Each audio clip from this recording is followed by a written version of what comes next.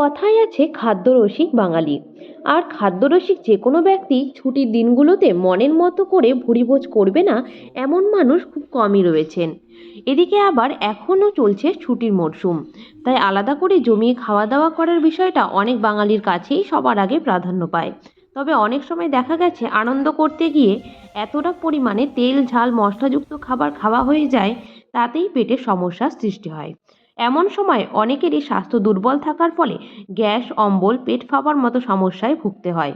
তবে বিশেষজ্ঞরা বলেছেন, খাবার পরই কিংবা খাবার খাওয়ার সময় 5টি নিয়ম মেনে চললে তাহলে কিছুটা হলেও এই সমস্যা এড়ানো যেতে পারে। তাহলে চলুন সেই নিয়মগুলি আজ জেনে নেওয়া যাক, যার ফলে আপনার গ্যাস অম্বলের সমস্যা অনেকটাই দূর হবে। অনেকেই আছেন যারা কোনো কারণ ছাড়াই তাড়াহুড়ো করে খাবার খান। এই ধরনের খাবার খাওয়া একেবারেই উচিত নয়। এর বদলে কিছুটা হলেও ধীরে ধীরে খাবার খাওয়ার চেষ্টা করুন। এর ফলে গ্যাসে পেট ফুলে যাবে না, এমনকি শরীরে অতিরিক্ত বাতাসও প্রবেশ করতে পারবে না। এরই সঙ্গে ভালোভাবে খাবারও হজম হতে সাহায্য করবে।